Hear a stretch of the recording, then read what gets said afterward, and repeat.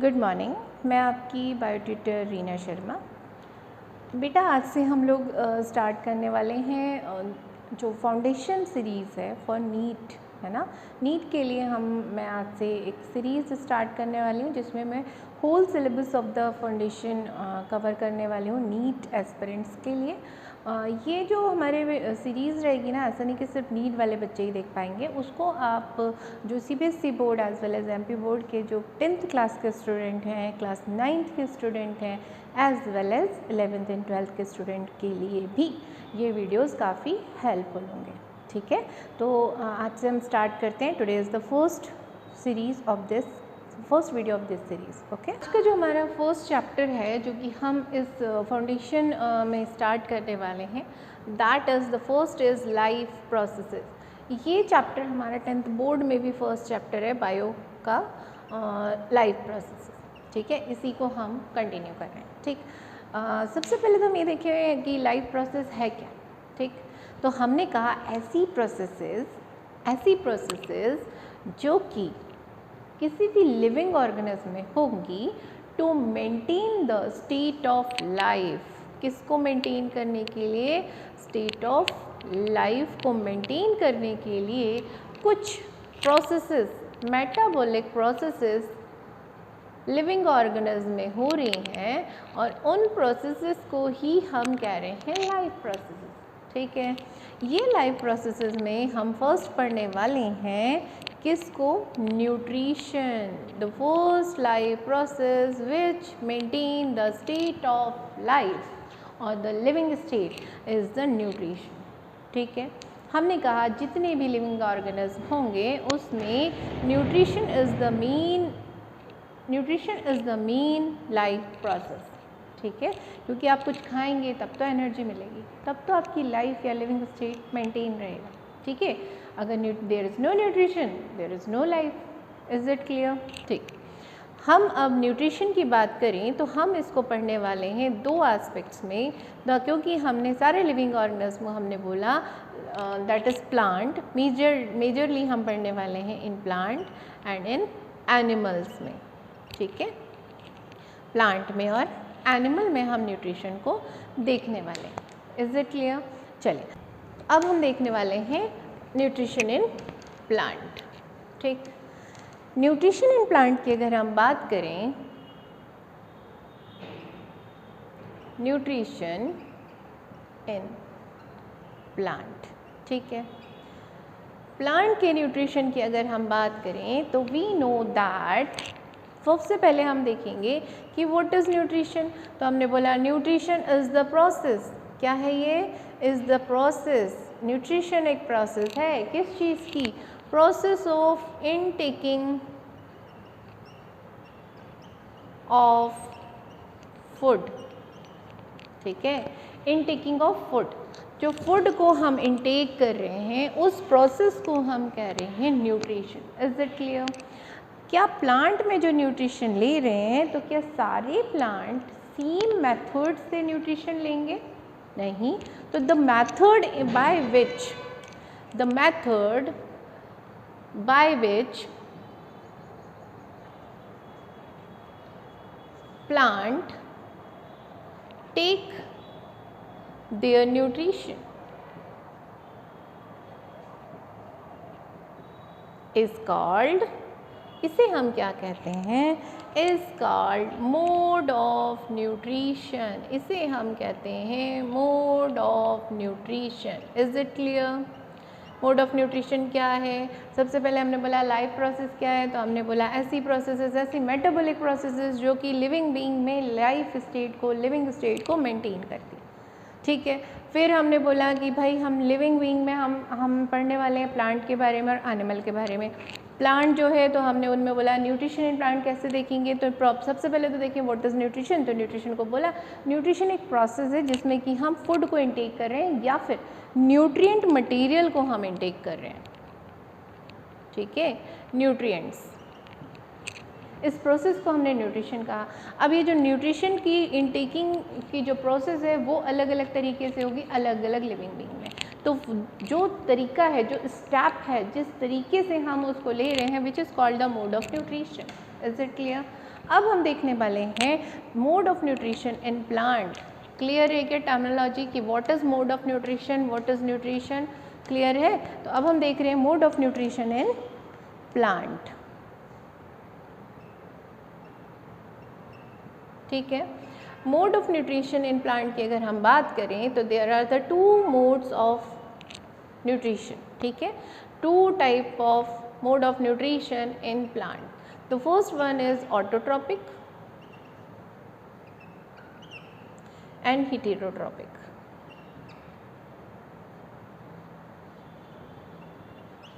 ठीक है, auto means self, ठीक है, ट्रॉपिक मतलब ट्रॉपिक लेवल्स होता है जिसमें कि हमने कहा ये जो प्लांट है वो सेल्फ अपना फूड बनाते हैं। Prepare autotrophic mode of nutrition that means in which plant prepare their own food। ठीक है, plant prepare their own food। Okay, heterotropic में क्या होगा? in which plant depend on others, on other for their food।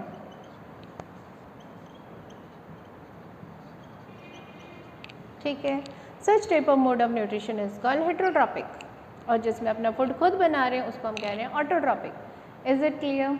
अब हम continue करते हैं mode of nutrition, autotrophic mode of nutrition को। ऑटोट्रॉपिक मोड ऑफ न्यूट्रिशन की अगर हम बात करें तो हमने कहा ऑटोट्रॉपिक मोड ऑफ न्यूट्रिशन जो है वो टू टाइप का फिर से हमको देखने को मिल रहा है। एक होता है यानी कि फोटोसिंथेसिस के through, photosynthesis is the autotropic mode of nutrition, that means plant prepare their own food with the help of light। another is chemosynthesis, ये लोअर लिविंग ऑर्गेनिज्म में हमको देखने को मिल रहा है। ठीक है, हमने कहा photosynthesis that means prepare their own food, किसके थ्रू?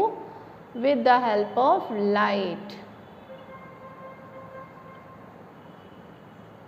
क्लियर है? ठीक, फोटोसिंथेसिस एक ऐसी प्रोसेस है, यहाँ हम कहें photosynthesis is the anabolic process. कैसी प्रोसेस है? एनाबोलिक प्रोसेस, क्योंकि इसमें जो लिविंग है सॉरी इनऑर्गेनिक कंपाउंड्स हैं, मतलब कार्बन डाइऑक्साइड प्लस वाटर, ये जो हैं वो इनऑर्गेनिक कंपाउंड है, और ये इनऑर्गेनिक कंपाउंड क्या बना रहे हैं? ऑर्गेनिक कंपाउंड ग्लूकोज या कार्बोहाइड्रेट। ठीक है, अलॉन्ग विथ O2 रिलीज होगी और H2O मॉलिक्यूल भी फॉर्म होंगे। ठीक है, क्योंकि यहाँ पे दो स्मॉल इनऑर्गेनिक कंपाउंड मिलकर एक कॉम्प्लेक्स कंपाउंड ग्लूकोज बना रहे हैं, so this process is called the anabolic process. Clear है? ठीक, हमने कहा ये जो फोटोसिंथेसिस की प्रोसेस है, ये जो प्रोसेस है वो कहाँ कहाँ कंप्लीट होती है। थोड़ा हम फोटोसिंथेसिस को डिटेल में देख लेते हैं, फिर हम आगे की चीज़ें देखेंगे। ठीक है, यहाँ हम हेटेरोट्रॉपिक देख लेंगे।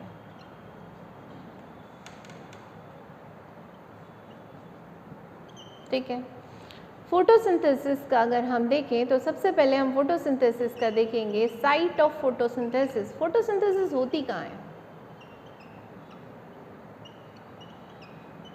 ठीक है, लेट मी चेक क्लियर है या नहीं। ठीक, ओके, साइट ऑफ फोटोसिंथेसिस की अगर हम बात करें तो फोटोसिंथेसिस होती कहाँ है? तो हमने बोला फोटोसिंथेसिस लीव्स में होती हैं, प्लांट की लीव्स में होती हैं। प्लांट की लीव्स की अगर हम बात करें तो ये हो गई आपकी प्लांट की लीफ। इस लीफ में हमको मिडरिब, वीन्स नज़र आ रही हैं। ठीक है, ये जो लीफ है इसका अगर हम TS कट करें, अगर हम इस लीफ का TS कट करें, कुछ ऐसा हम अगर इसका सेक्शन कट करें तो ये वाला जो एरिया है इसको अगर हम जूम आउट करें, ठीक है, तो ये जो एरिया है वो हमें कुछ ऐसा नज़र आ रहा है।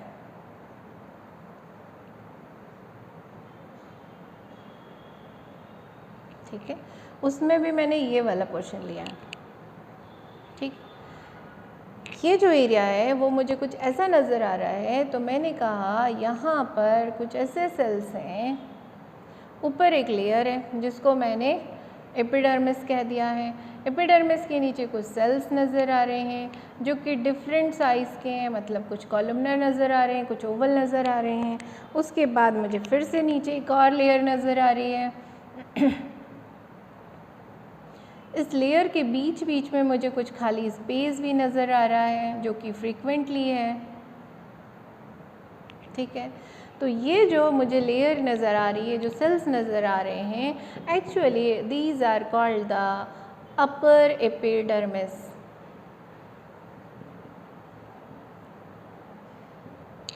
ठीक है, इसको हम कह रहे हैं अपर एपिडर्मिस, यानी कि ये वाली, ये जो लेयर दिख रही है ना हमें, ये है अपर एपिडर्मिस, और ये नीचे की लेयर है जिसको हम कह रहे हैं लोअर एपिडर्मिस।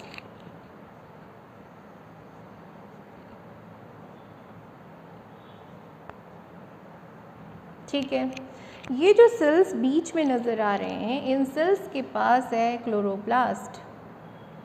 ये जो सेल्स हैं इनके पास है क्लोरोप्लास्ट।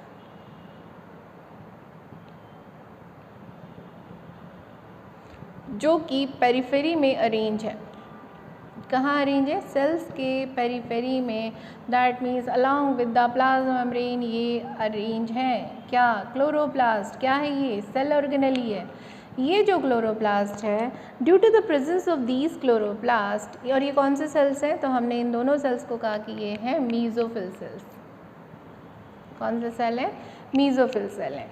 तो due to the presence of these chloroplast, ये जो क्लोरोप्लास्ट है इसके प्रेजेंस के कारण ही लीफ हमें ग्रीन इन कलर दिखाई देती है।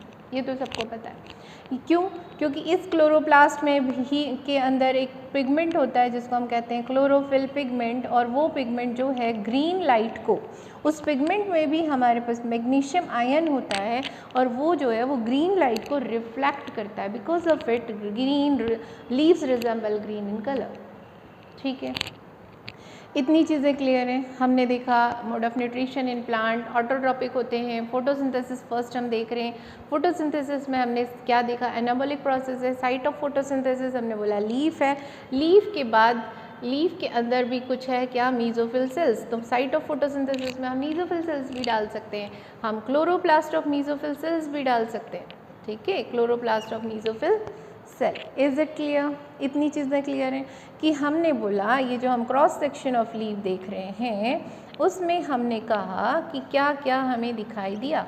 तो हमने कहा लीव्स में हमें अपर एपिडर्मिस दिखाई दिया जिसमें हमें छोटे छोटे पोर्स भी नज़र आ रहे थे। अच्छा, ये तो हम कैसे बोल सकते हैं? ये जो पोर्स नज़र आ रहे हैं इनको हम कह रहे हैं स्टोमेटा, जो कि अपर एपिडर्मिस में काफ़ी कम होते हैं as compare to the lower epidermis.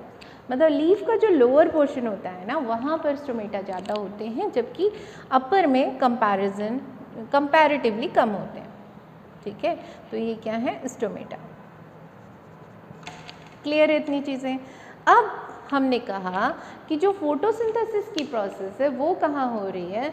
तो वो हो रही है इस क्लोरोप्लास्ट में। तो क्यों ना हम इस क्लोरोप्लास्ट को ही जूम करके देखें कि क्लोरोप्लास्ट का स्ट्रक्चर कैसा है।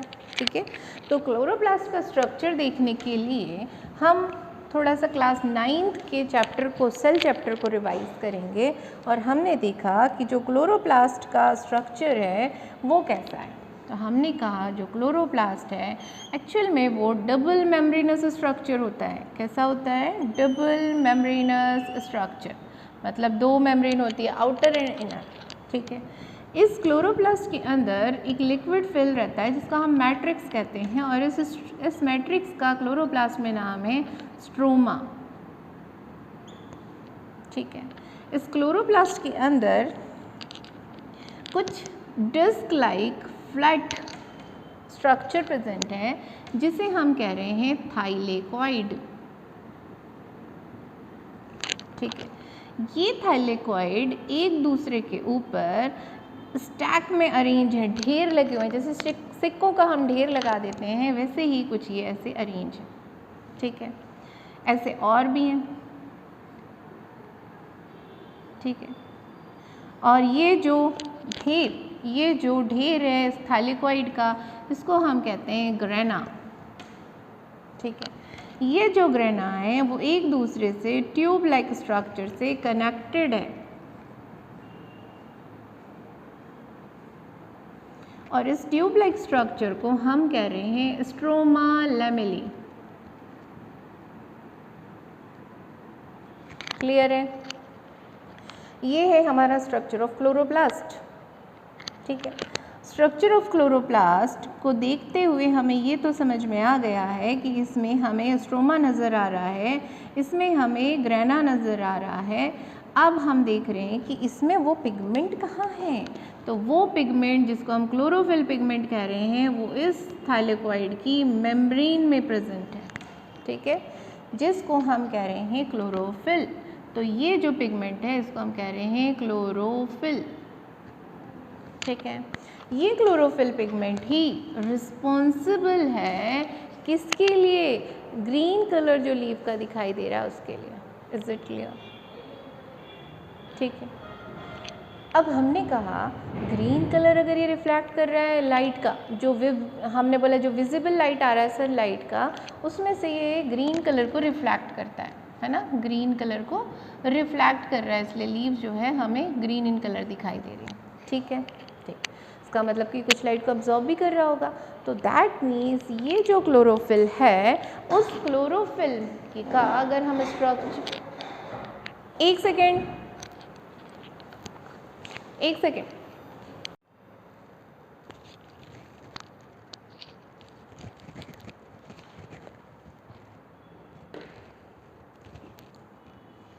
ठीक,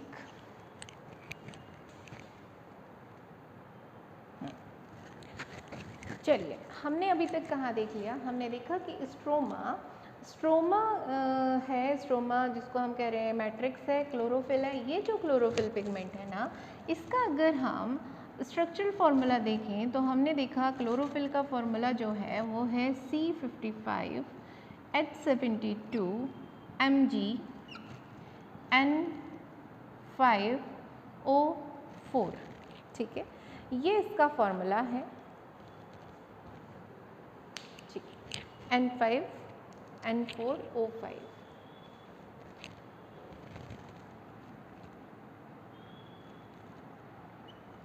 ठीक, ये इसका फॉर्मूला है। अब हमने देखा क्लोरोफिल के सेंटर में प्रेजेंट है मैग्नीशियम। ठीक है, यही मैग्नीशियम आयन जो है उसमें कैपेसिटी है किस चीज़ की? To absorb light. ये लाइट को एब्जॉर्ब करता है। किसको? लाइट को। जो सनलाइट से विजिबल लाइट आ रही है उस विजिबल लाइट में 7 कलर हैं, ये हमको पता है, डिफरेंट डिफरेंट वेवलेंथ के। उस विजिबल लाइट में से ये मोस्टली एब्जॉर्ब कर रहा है ब्लू को, वायलेट को एंड रेड को। ठीक है, इन लाइट को ये एब्जॉर्ब कर रहा है एंड रिफ्लेक्ट ग्रीन लाइट। ठीक है, ये ग्रीन लाइट को रिफ्लेक्ट कर रहा है। That means because of the reflection of the green light, जो लीव्स है वो ग्रीन इन कलर है, ये मैं पहले भी आपको बता चुकी हूँ। और ये जो 3 वेवलेंथ ऑफ लाइट को ये एब्जॉर्ब कर रहा है, इसमें ही रेट ऑफ फोटोसिंथेसिस हाई होगा। ठीक है, बाकी लाइट भी है, जो बाकी लाइट है वो स्कैटर्ड हो जाएंगी, अगेन वो भी एब्जॉर्ब होंगी, बट रेट ऑफ फोटोसिंथेसिस इस लाइट में ही सबसे ज़्यादा होगा। Is it clear? ठीक, ये तो हुआ हमारा स्ट्रक्चर ऑफ क्लोरोफिल। यहीं पर पूरी प्रोसेस इसमें और इसमें, मतलब इस क्लोरोप्लास्ट के अंदर whole process of photosynthesis complete हो गई। Is it clear? ठीक है, अब हमने स्ट्रक्चर तो देख लिया, अब हम देखने वाले हैं मैकेनिज्म ऑफ फोटोसिंथेसिस। अब हम देखने वाले हैं मैकेनिज्म ऑफ फोटोसिंथेसिस। फोटोसिंथेसिस के मैकेनिज्म में क्या क्या है? मैकेनिज्म ऑफ फोटोसिंथेसिस को अगर हम देखें तो the photosynthesis completed in 2 phases. ठीक है, फोटोसिंथेसिस जो है वो कंप्लीट होती है इन 2 फेजेस। ठीक है, कौन कौन से 2 फेजेस हैं? तो हमने कहा 2 फेजेस कौन से हैं? लाइट फेज, ठीक है, और डार्क फेज। लाइट फेज को ही हम लाइट रिएक्शन कहते हैं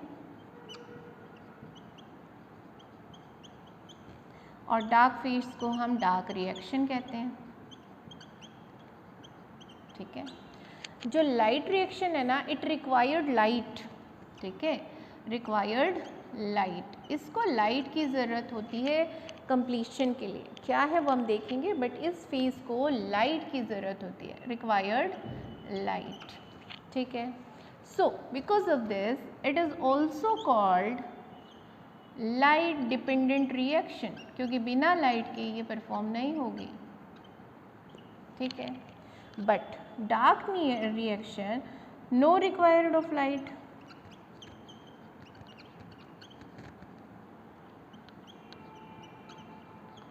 Because of this, it is also called light independent reaction। ठीक है, इसलिए हम इसको लाइट इंडिपेंडेंट रिएक्शन भी कहते हैं। Is it clear? जो लाइट रिएक्शन है, जो लाइट फेज ऑफ रिएक्शन है, वो कंप्लीट होता है ग्रेना में। कहाँ हो रहा है वो? ग्रेना ऑफ क्लोरोप्लास्ट में। और जो डार्क है वो हो रहा है स्ट्रोमा ऑफ क्लोरोप्लास्ट। याद है ना स्ट्रोमा एंड ग्रेना? हमने कहा ये जो लिक्विड भरा हुआ है वो क्या है? स्ट्रोमा है। ठीक है ना, और यहाँ पे जो ऐसे डिस्क लाइक स्ट्रक्चर है उसको हम क्या कह रहे हैं? ग्रेना। ठीक है, लैमेली प्रेजेंट थी। ठीक है, तो हमने इनको क्या कह दिया? Grana and stroma. Is it clear? तो जो डार्क रिएक्शन है वो स्ट्रोमा में हो रही है और जो लाइट रिएक्शन है वो कहाँ हो रही है? वो ग्रेना में हो रही है। क्लियर है? ठीक। अब लाइट रिएक्शन क्या है, डार्क रिएक्शन क्या है? तो हमने कहा जो लाइट रिएक्शन है, इस लाइट रिएक्शन की अगर हम बात करें तो इस रिएक्शन में, इस लाइट फेज में क्या क्या हो रहा है? ठीक है, लाइट रिएक्शन की अगर हम बात करें तो सबसे पहले जो लीफ है उसमें, जो लीफ हमने यहाँ बनाया था,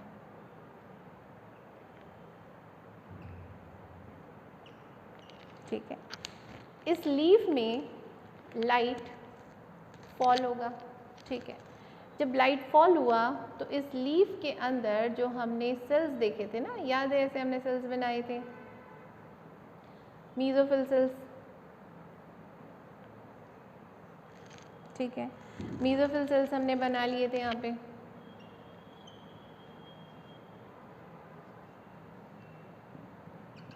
इसमें क्लोरोप्लास्ट प्रेजेंट था।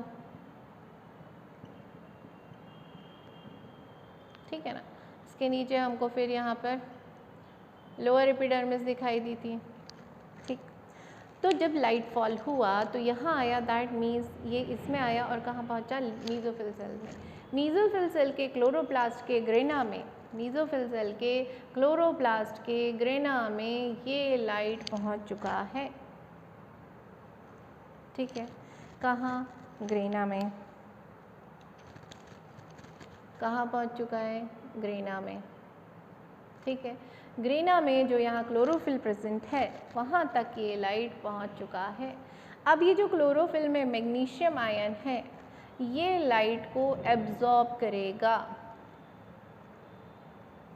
ठीक है, जैसे ही ये लाइट को एब्जॉर्ब करेगा, यहाँ पर जो वाटर प्रेजेंट है, कहाँ? क्लोरोप्लास्ट के अंदर जो वाटर प्रेजेंट है वो वाटर स्प्लिट आउट हो जाएगा, टूट जाएगा। लाइट जैसे ही पहुँचा वाटर टूट जाएगा, स्प्लिट आउट हो जाएगा और रिलीज़ हो जाएगी ऑक्सीजन। क्या रिलीज़ हो जाएगी? ऑक्सीजन। तो फर्स्ट पॉइंट इज़ दैट कि जो लाइट रिएक्शन है, मतलब पहली जो रिएक्शन हो रही है, पूरी जो प्रोसेस हम देखेंगे, C6CO2 यानी 6 कार्बन डाइऑक्साइड के मॉलिक्यूल, 6 वाटर के मॉलिक्यूल से रिएक्शन होगी, बनाएंगे ग्लूकोज का 1 मॉलिक्यूल। ठीक है, अब 1 मॉलिक्यूल ऑफ ग्लूकोज बन गया, अब यहाँ पर बनेगा 6 O2 के मॉलिक्यूल और 6 H2O के मॉलिक्यूल। O2 रिलीज आउट होगी। तो हमने कहा ये जो O2 रिलीज आउट हो रही है, मतलब वाटर जो टूट रहा है, ये फेज कहला रहा है लाइट फेज या लाइट रिएक्शन। क्या बात समझ में आई? ठीक है, हमने कहा लाइट फॉल हुई, लीफ में हुई, लीफ से मीजोफिल सेल्स में, मीजोफिल के क्लोरोप्लास्ट में, क्लोरोप्लास्ट की जो क्लोरोफिल है वहाँ तक पहुँची, वहाँ पर जो मैग्नीशियम आयन है it have capacity to absorb the light, और उनने लाइट एब्जॉर्ब किया, और जैसे ही लाइट एब्जॉर्ब किया जो लाइट की फोटॉन्स हैं वो वाटर मॉलिक्यूल पर रिएक्ट करेंगे, as a result water split out हो जाएगा, and this process is called the photolysis of water. Clear है? इस प्रोसेस को हम कह रहे हैं फोटोलिसिस ऑफ वाटर। वाटर का फोटोलिसिस यहाँ पर हो चुका है और ऑक्सीजन इवॉल्व आउट हो गई है, मतलब इस होल प्रोसेस में जो ऑक्सीजन निकल रही है वो कहाँ से आ रही है? वाटर से आ रही है। क्लियर है इतनी चीज़ें? ओके। अब जो लाइट फेज है वो followed by the dark phase. क्या लाइट फेज में सिर्फ और सिर्फ ऑक्सीजन निकालना ही इसका उद्देश्य था? नहीं, लाइट फेज में फोटोलिसिस ऑफ वाटर जैसे ही होती है तो अनदर थिंग, मतलब लाइट फेज में क्या होगा? सबसे पहले हमने बोला एब्जॉर्प्शन ऑफ, एब्जॉर्ब होगा, क्या एब्जॉर्ब होगा? एब्जॉर्प्शन ऑफ लाइट, ठीक है। Second is photolysis of water हो गया, जैसे ही एब्जॉर्प्शन ऑफ लाइट हुआ फोटोलिसिस ऑफ वाटर हो गया, ठीक है। Third is absorption of light, photolysis of water. Third क्या हो जाएगा? तो थर्ड इज लाइट, जो एनर्जी है, light energy converted into chemical energy.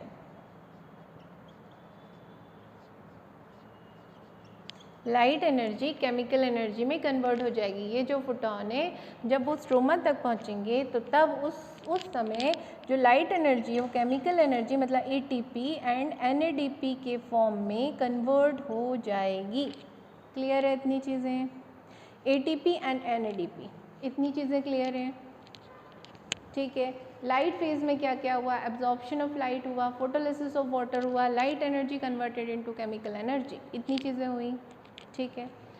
ATP का फुल फॉर्म सबको पता है, क्या है ATP का फुल फॉर्म? तो ATP का फुल फॉर्म है एडिनोसिन ट्राई फॉस्फेट, ठीक है। NADP का क्या है? निकोटिनामाइड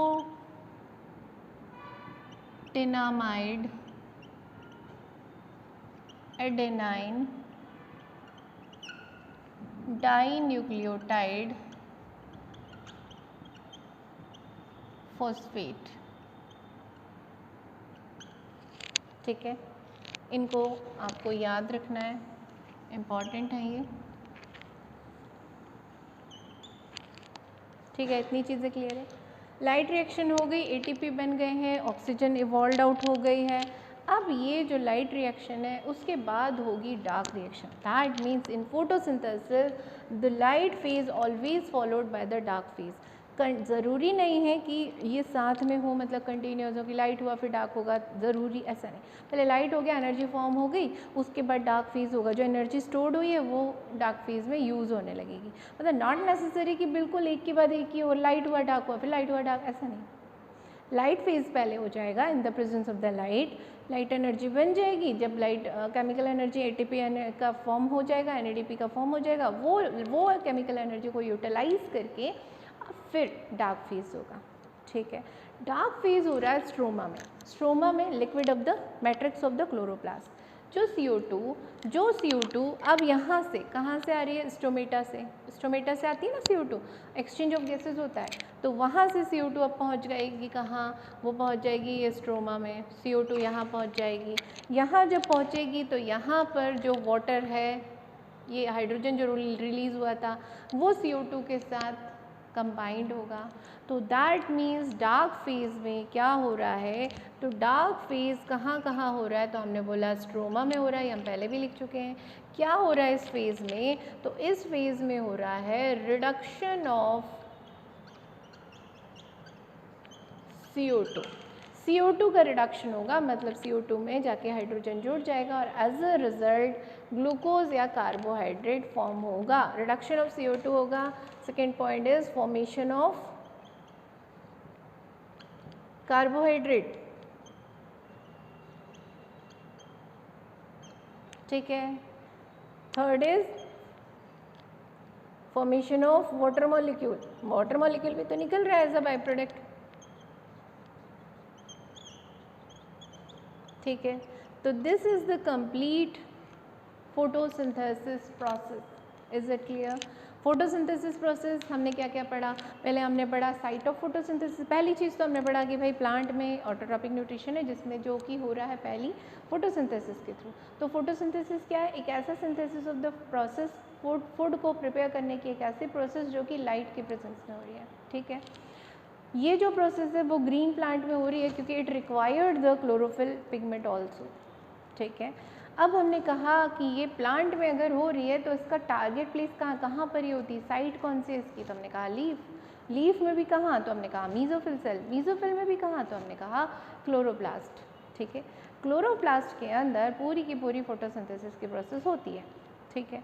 बट फोटोसिंथेसिस की प्रोसेस 2 स्टेप्स में कंप्लीट होती है। पहली step is the light phase, second is the dark phase, ठीक है। जो लाइट फेज और डार्क फेज हैं ये जो है वो एक दूसरे को फॉलोड करते हैं। हमेशा पहले लाइट होगी फिर डार्क होगी, क्योंकि लाइट फेज का मेन जो एम है to produce the ATP and NADP, ठीक है। That means in light phase the light energy converted into the chemical energy, is it clear? ठीक है। बट कैसे होता है? तो हमने बोला लाइट फेज की भी डिफरेंट स्टेप है। सबसे पहले एब्जॉर्प्शन ऑफ लाइट होगा, वो कि जो क्लोरोप्लास्ट का ग्रेना है वहाँ पर ये होता है। क्लोरोप्लास्ट की ग्रेना में थाइलेकोइड मेम्ब्रेन है, थाइलेकोइड मेम्ब्रेन के ऊपर क्लोरोफिल मॉलिक्यूल है, वो क्लोरोफिल मॉलिक्यूल में एक मैग्नीशियम आयन है। उस मैग्नीशियम आयन की प्रॉपर्टी है कि वो अब लाइट को एब्जॉर्ब करता है, स्पेसिफिकली वो blue, violet and red light को एब्जॉर्ब करता है, जिससे कि रेट ऑफ फोटोसिंथेसिस बढ़ जाता है, ठीक है, और ग्रीन लाइट को रिफ्लेक्ट करता है। Is it clear? अब हमने कहा कि एब्जॉर्प्शन ऑफ लाइट हुआ, ग्रेना में हुआ, जैसे ही लाइट का एब्जॉर्ब हुआ, फोटॉन्स जो आ रहे हैं वो वाटर को स्प्लिट आउट कर देंगे। That this process is called the photolysis of water, splitting of the water molecule. फिर देन जो वाटर मॉलिक्यूल टूटा उससे ऑक्सीजन इवॉल्व आउट हो जाएगी, ठीक है, और लाइट एनर्जी जो है वो केमिकल एनर्जी में कन्वर्ट हो जाएगी। ये है लाइट फेज। जैसे ही एनर्जी बनती है उसके बाद जो CO2 एक्सचेंज ऑफ गैसेस के थ्रू, स्टोमेटा के थ्रू जो क्लोरोप्लास्ट में आ रहे हैं उसके स्ट्रोमा में प्रेजेंट है, वहाँ पर ये उस केमिकल एनर्जी को यूटिलाइज करके CO2 रिड्यूस्ड होगी एंड फॉर्म द ग्लूकोज और the carbohydrate. The process is completed. Clear है? ठीक, वेरी गुड। अब हम देख रहे हैं कि ये फोटोसिंथेसिस की जो प्रोसेस है क्या ये किसी से अफेक्ट हो सकती है? तो yes, the factor affecting photosynthesis हम देखने वाले हैं। तो there are the 2 type of factor affecting photosynthesis.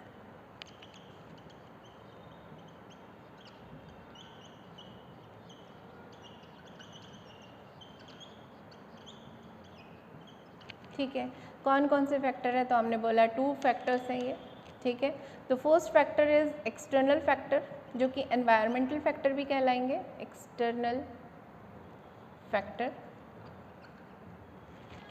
जिसको हम एनवायरमेंटल फैक्टर भी कह रहे हैं, ठीक है। और दूसरे जो फैक्टर हैं वो है इंटरनल फैक्टर,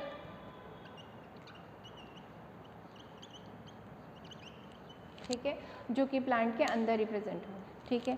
एक्सटर्नल फैक्टर में कौन कौन आ जाएगा? तो हमने बोला कार्बन डाइऑक्साइड। अब अगर कार्बन डाइऑक्साइड एनवायरनमेंट में अच्छा high concentration of carbon dioxide है तो फोटोसिंथेसिस, रेट ऑफ फोटोसिंथेसिस जो है वो हाई हो जाएगा, ठीक है।